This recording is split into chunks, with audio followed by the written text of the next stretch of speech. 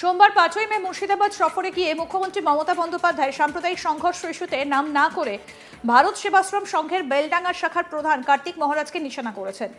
মুখ্যমন্ত্রী বলেছেন, 2-3টে লোক আছেন, তারা গন্ডগোল পাকাচ্ছেন, তারা নাকি বিরাট ধর্মনেতা। এদিন সন্ধ্যায় ব্যারাকপুর জেলার বঙ্গীয় হিন্দু সুরক্ষা মঞ্চের তরফে শ্যামনগরে রত্নেশ্বর ঘাট সংলগ্ন রেলওয়ে সাইডিং ময়দানে এক অনুষ্ঠানে এসে কার্তিক মহারাজ বলেন, তিনি একজন সন্ন্যাসী, তার আগেও পিছে কেউ নেই। মুর্শিদাবাদে যেভাবে হিন্দুদের ঘরবাড়ি লুটপাট করা হয়েছে, যেভাবে পিতা পুত্রকে নৃশংসভাবে জানে শেষ করা হয়েছে, তিনি তার প্রতিবাদ করেছেন। তার সাফ জবাব, গ্রেপ্তারির আশঙ্কায় তিনি ভীত নন। বাংলাদেশের চিন্ময় কৃষ্ণ দাস প্রভুর ফের গ্রেপ্তারি নিয়ে তিনি বলেন, জেল মুক্তির আগেই আইনজীবীকে জানে শেষ করা মামলায় তাকে ফের গ্রেপ্তার করা হয়েছে। ওনার মুক্তির চেষ্টা চলছে, সুপ্রিম কোর্টে আইনজীবী নিয়োগ করা হয়েছে।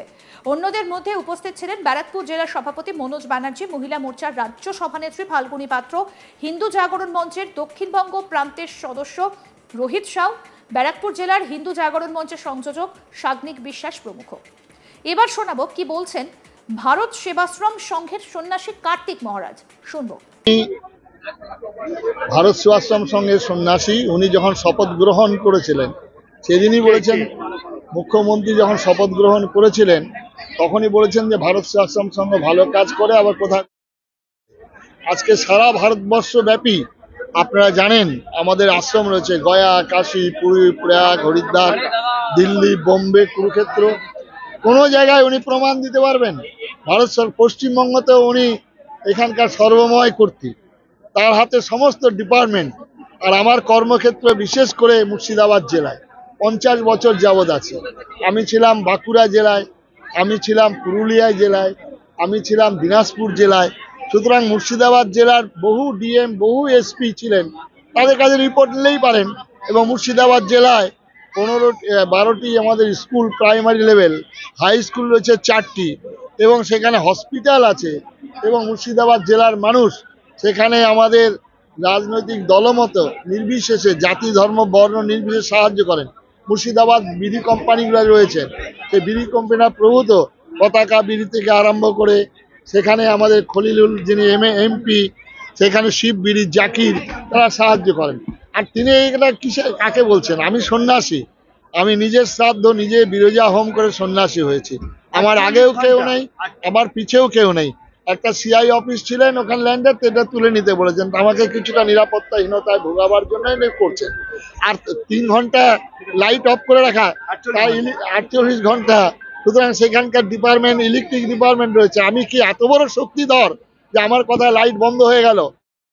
মুর্শিদাবাদে করবে কেন?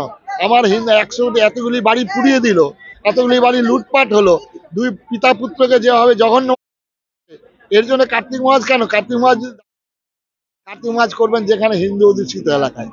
আজ পর্যন্ত কোনো জায়গায় সনাতন হিন্দু ধর্মের মানুষ এরকম কাজ করেছেন, এইরকম ঘটনা করেছেন? ভারত সেবাশ্রম সংঘ বন্যা, মহামারী, দুর্ভিক্ষের সেবা কাজ করেন। সুতরাং আমরা যেটা সেবা কাজে তখন আমরা কিছু দেখি না। কিন্তু আজকে আমার ধর্মের বিরুদ্ধে যখন সোচ্চারিত হচ্ছেন, আজকে পার্লামেন্ট, আজকে আমাদের একজন এমএলএ তিনি দাঁড়িয়ে 70%, 30% বলছে, তখন আমি কার্তিক মহারাজ। আজকে একজন যখন বলছেন ইসলামী দাওয়াতি দিয়ে দুর্ভাগা হতভাগা, তখন আমি কার্তিক মহারাজ।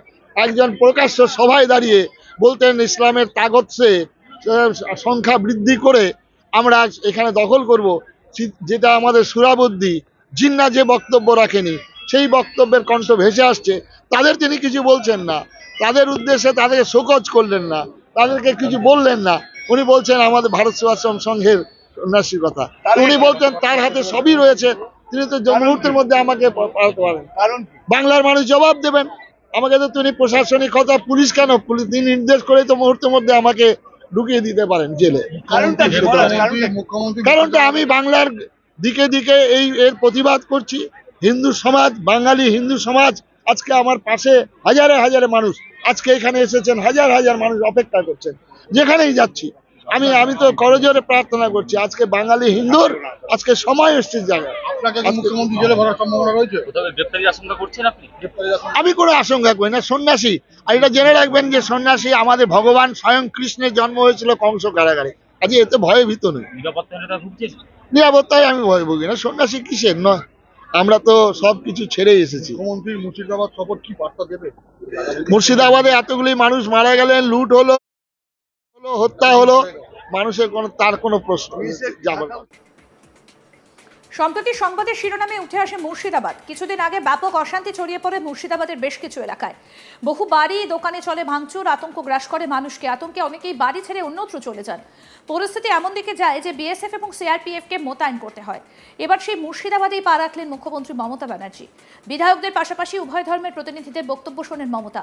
মুখ্যমন্ত্রীর সঙ্গে উপস্থিত ছিলেন পুলিশ প্রশাসনের শীর্ষ কর্তারা। এদিন মুখ্যমন্ত্রী বলেন, কয়েকজন ধর্মীয় নেতা সেজেছেন যারা পালে বাঘ না পড়লেও বাঘ বাঘ করে চিৎকার করে রাজনৈতিক ফায়দা নেন, আর তারাই অশান্তি ঘটিয়ে সব থেকে আগে পালিয়ে যান বলেও মন্তব্য করেন মমতা ব্যানার্জি।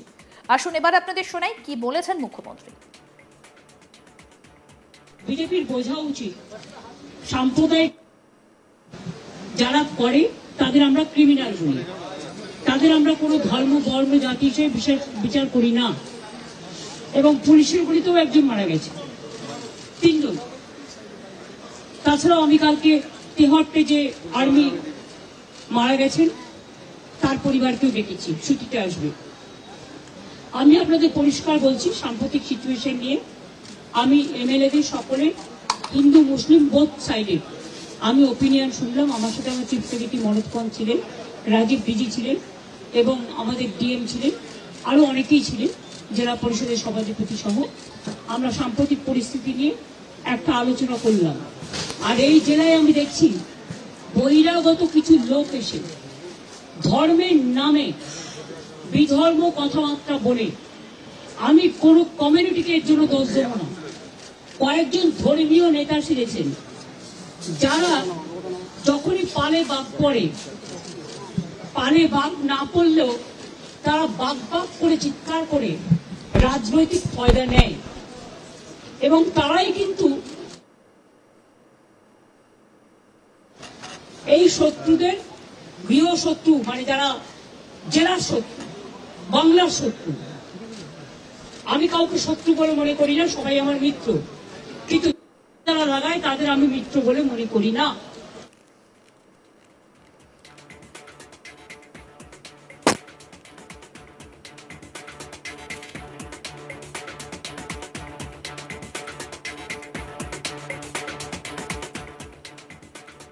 অন্যদিকে কার্তিক মহারাজ তিনি বলছেন তিনি একজন সন্ন্যাসী, তার আগে এবং পিছে কেউ নেই। মুর্শিদাবাদে যেভাবে হিন্দুদের ঘর বাড়ি লুটপাট করা হয়েছে, যেভাবে পিতা পুত্রকে জানে শেষ করা হয়েছে নৃশংসভাবে, তিনি তার প্রতিবাদ করছেন। এবং কার্তিক মহারাজ এও বলছেন তার সব জবাব যে গ্রেপ্তারির আশঙ্কায় তিনি ভীত নন। আরো আপডেট পেতে দেখতে থাকুন আজ তাক বাংলা। সাবস্ক্রাইব করুন, নোটিফিকেশন পেতে বেল বাটন অপশন প্রেস করুন, হোয়াটসঅ্যাপে ফলো করুন আজ তাক বাংলা। ভিডিওটা লাইক করুন, শেয়ার করুন, কমেন্ট করুন।